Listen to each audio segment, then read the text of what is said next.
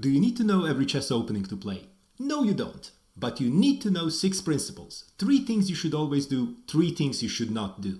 My children use them at tournaments, facing openings they had never seen. They got it right most of the time. You will too. 6 principles, 8 examples, 10 minutes. Let's go. First example. White plays e4, black starts with e5. Knight to f3, knight defends with c6, bishop to c4, bishop to c5, and castles. This is the most played opening at the beginner level. Why so? It does everything right and it does it very fast. In 4 moves, white has castled, developed 2 pieces, and fought for the center. The opening is the first phase of every chess game. It starts on move 1 and ends when your minor pieces are developed and when your king is castled. There is no fixed moment, but every opening has the same job. Get your pieces to good squares, meaning develop them, control the center, and get your king to safety. And these are the 3 most important principles, 3 things you should do. The center of the board is very important in chess. What is the center? The center is d4, e4, e5, and d5 squares. And why is it so important? Think of it as a crossroads of a small town. All the traffic goes that way. If you control the central crossroads, you control most of the traffic, and it is so much easier to play, attack, and defend.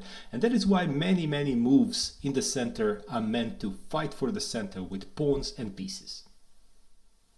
Let's look at the 3 opening principles now in that Italian game example. White plays e4, fights for the center, controls d5. Black responds pretty much the same way. White then plays knight to f3. It does 3 things. Develops a piece, moves 1 piece between king and the rook so it can castle faster, and attacks that pawn on e5. Black defends the pawn and develops a piece. White now plays bishop to c4, removing the last piece that prevents him to castle, and develops it to a very good square. Black does a similar thing, and white now castles. In only 4 moves, white developed 2 pieces, pushed the pawn and fought for the center, and already castled. That's why it's so popular. Let's see now opening principles in Sicilian opening. White starts with e4 and black plays c5, trying to control the d4 square. White doesn't like it much, so they play usually knight to f3, and after black's move, they typically open in the center with d4. What is the idea here after this exchange? Black is happy with asymmetrical opening because it is going to be very sharp, and they also have a majority of pawns. They have 2 to 1 in the center, which might turn out to be very important.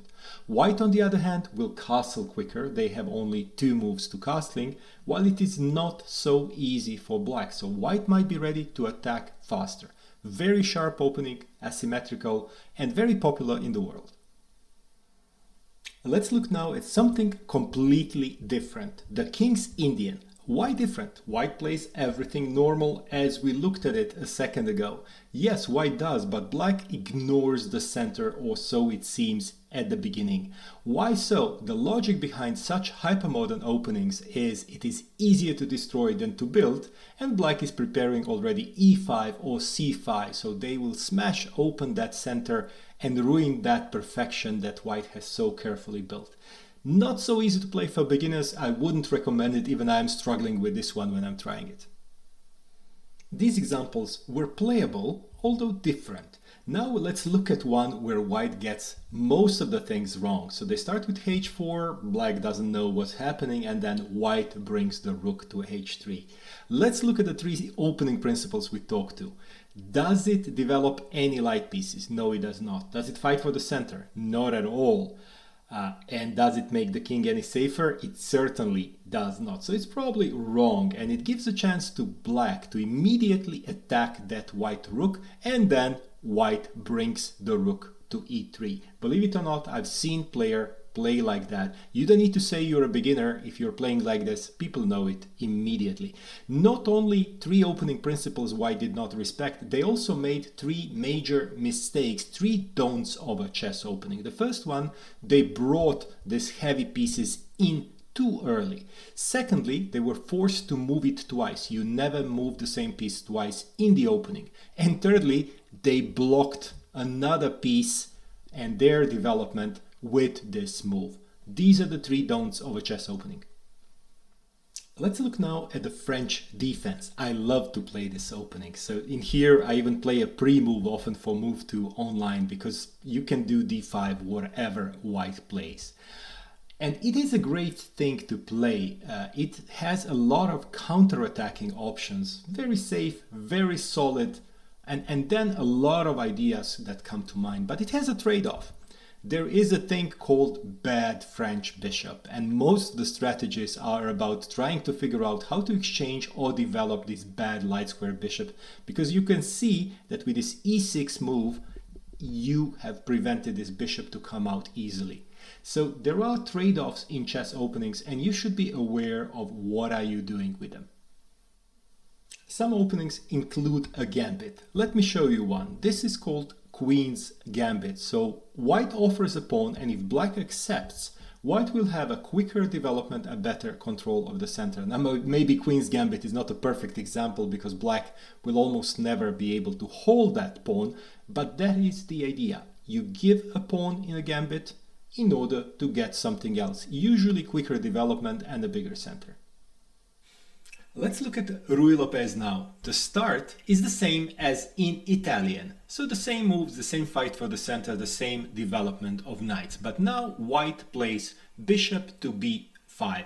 Why did I want to show you this example? Because this move is also affecting the center, and it is all about the fight for the center because it is threatening this knight, which is defending the center. Now there is so many implications there, but developing a piece, doing something around the center, and still enabling the castling on next move. It is not unlike Italian, it just does a little bit of a different thing.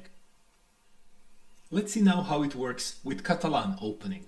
So in Catalan you can get with a very different move order. Let's use this one for the sake of it. Okay, so when you look at this, it is still clear, it is fight for the center, it is a bit of development of the pieces, but white behaves in a way you would more expect from black in King's Indian or Grunfeld, controlling the center from the pieces, creating some tension on this diagonal here from the light square bishop, and doing something around it. Now white will still want to fight for the center with e4 at one point, but it is all about the pressure that this light diagonal is creating from bishop on g2. Something completely different. It might look slightly more positional, but it does the same thing as all the openings that we looked at through opening principles. 6 principles, 3 do's, 3 don'ts. Every opening you will ever play at any level can be evaluated against these 6 principles. Does it control the center? Does it develop pieces efficiently? Does it castle early? Does it avoid heavy pieces too soon, avoid moving the same piece twice, avoid blocking its own pieces? A good opening does not need to be complicated. It needs to be principled. You now have the framework. The rest is practice. The opening is done. Pieces are out, king is safe, center is contested. Next in Learn Chess in Plain English, the middle game. What to do once the pieces are out, how to build a plan, and how to find your targets. See you at the board.